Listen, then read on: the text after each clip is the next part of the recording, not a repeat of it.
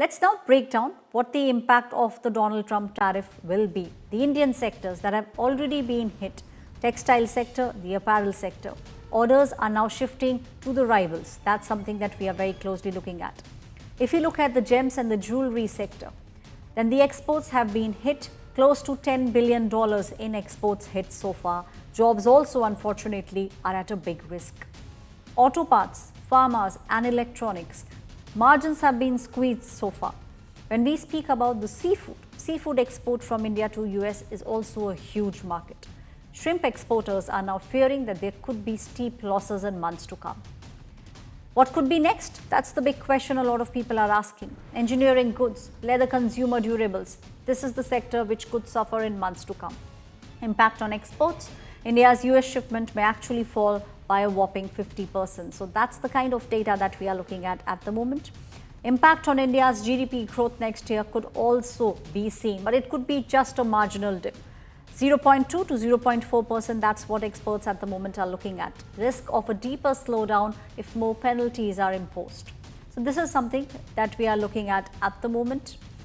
Siddharth Zarabi, who's the group editor, is now joining me on the broadcast. Siddharth, this is $1 billion deal which could make Trump happy. Do you think that this is just appeasement?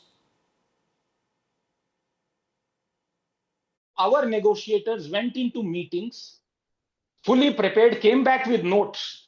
They caught a few hours of sleep. Next day morning, they see a tweet and a Truth Social post which has swung the balance completely some other way.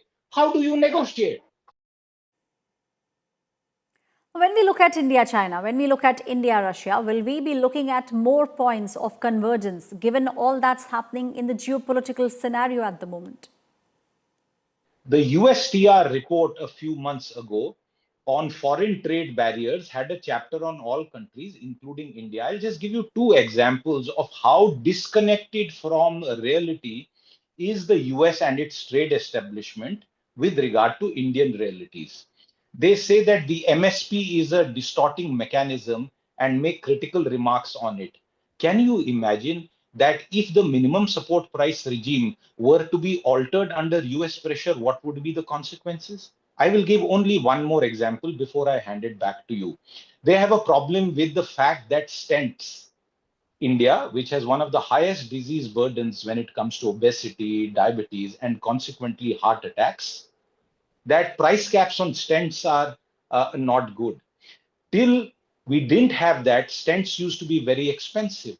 Look at the per capita income in India. What does a government do? Will it not have price caps on Stents? Can it allow the price gouging that US companies are known for, the US healthcare system is known for?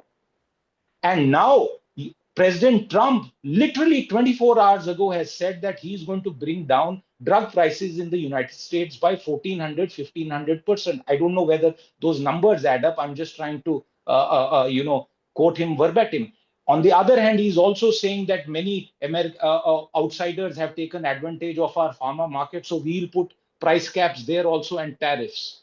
The US president himself is talking about how the US healthcare system has a very negative impact on costs. Yet you are critical of India trying to ensure that stents are available at a reasonable cost.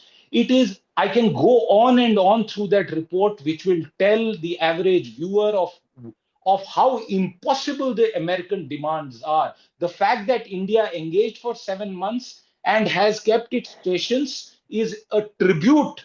And I think Indian negotiators should actually get the Nobel Prize for peace in negotiations. Thank you, Siddharth, giving us all those details. The big question now is, why is India known as the Maharaja of Defiance?